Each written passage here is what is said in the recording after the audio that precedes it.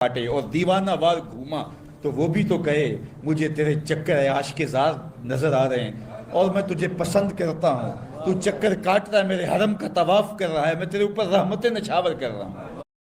تو سننا چاہتا ہے بندہ کہ وہ بھی کہے کہ ہاں تیری محبت قبول ہوئی، تیری محبت مراد کو پہنچی۔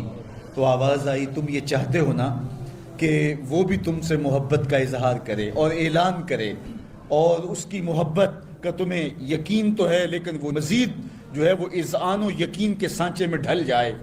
تو کہا کہ یہ اگر تم چاہتے ہو تو تم ایک طریقہ بتاتا ہوں، تم محبت کا جواب چاہتے ہو، تم ان سجدوں کا جواب چاہتے ہو، تم طواف اور ان چکروں کا جواب چاہتے ہو، تو تمہیں بتاتا ہوں میرے رسول کی چوکھٹ پہ آؤ اور ان کی اتباع کرو، ان کی اتباع کرو۔ تم نکلے تو محبت کرنے تھے، تم عاشق زار بنے تھے، لیکن یحببکم اللہ، وہ خدا ہو کہ تم سے محبت کرے گا۔ اچھا یہاں میں ایک اور جملہ کہنا چاہوں گا اور وہ یہ کہ یہاں ذکر کیا گیا حضور کی اتباع کا، تو اتباع سے قبل بھی محبت، اتباع کے بعد بھی محبت۔ قل ان کنتم تحبون اللہ فاتبعونی یحببکم اللہ، یعنی اتباع سے پہلے بھی محبت، اتباع کے بعد بھی محبت۔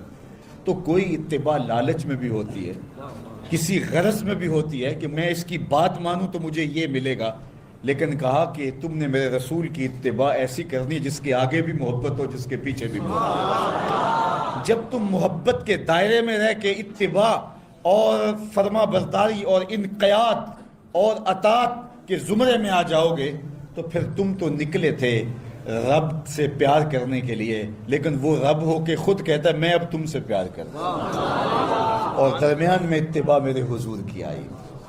یہ مائک جس کمپنی نے بنایا ہے، جب ہم مارکیٹ سے خرید کے لائے تھے تو اس کے ساتھ ایک چھوٹی سی بک بھی آئی تھی جس میں یہ بتایا گیا تھا کہ اس کو ہم نے استعمال کیسے کرنا ہے، خرابی کی صورت میں اس کی اصلاح کیسے ہوگی، اور صلی اللہ علیہ وسلم جب ان کے ہوئے تو پھر اپنی خواہش رہی کہاں؟ اپنی رضا کو محبوب کی رضا میں فنا کر دینے کا نام ہی تو محبت ہے۔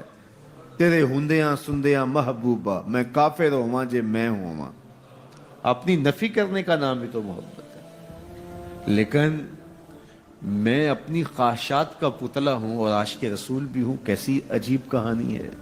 میں اپنی آرزوؤں کا بندہ بھی ہوں اور عاشق رسول ہوں، کیسی عجیب کہانی ہے۔ جب ان کے ہو گئے پھر اپنا کچھ نہ رہا۔ محبوب کی رضا میں اپنے آپ کو گم کرنے کا نام محبت ہے۔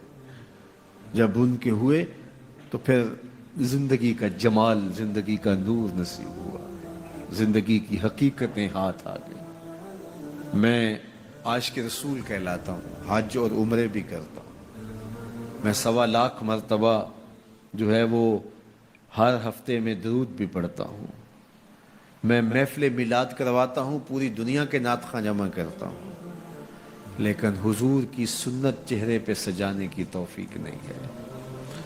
مجھے حضور علیہ السلام کے بتائے ہوئے طریقے کو اختیار کرنے کی ضرورت نہیں ہے۔ صاحب سوچیں کہیں آپ اپنے آپ سے دھوکہ تو نہیں کر رہے؟ ان سے تو نہیں کیا جا سکتا، ان سے دھوکہ کون کرے؟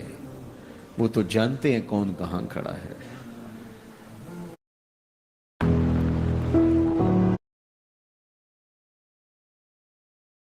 جانتے ہیں کون کہاں کھڑا ہے۔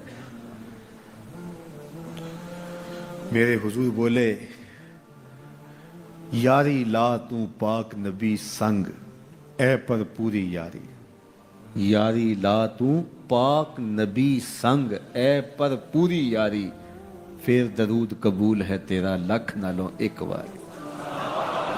پھر نہ لاکھ مرتبہ پڑھنا، ایک بار ہی پڑھ لینا وہ بھی قبول ہے۔ اشہد بلال عند اللہ اشہد، پھر بلال کا اشہد بھی قبول ہے۔ وہ چہرہ اور چہرے کا دل نہیں دیکھتے، بندے کا دل دیکھتے ہیں۔ تو جب تم اپنے باطن کو حضور کے نام پہ لگاؤ گے تو پھر ایک ایک عمل ان کی سنت کی اتباع میں۔ یہ صوفی کی علامات ہیں۔ رنگ برنگے کپڑے پہن لینے سے صوفی نہیں بنتا، مختلف رنگوں کے پٹکے باندھ لینے سے صوفی نہیں بنتا، साहेब भांग घोट कर पीने से सूफी नहीं बनता, ढोल की थापक पर नाचने और रक्स करने से सूफी नहीं बनता, मुख्तलिफ तसव्वुफ की इस्तिलाहात को याद कर लेने से सूफी नहीं बनता, मोहम्मद अरबी की गुलामी से सूफी बनता है, हुजूर की चौखट की फकीरी से सूफी बनता है। ताइफ के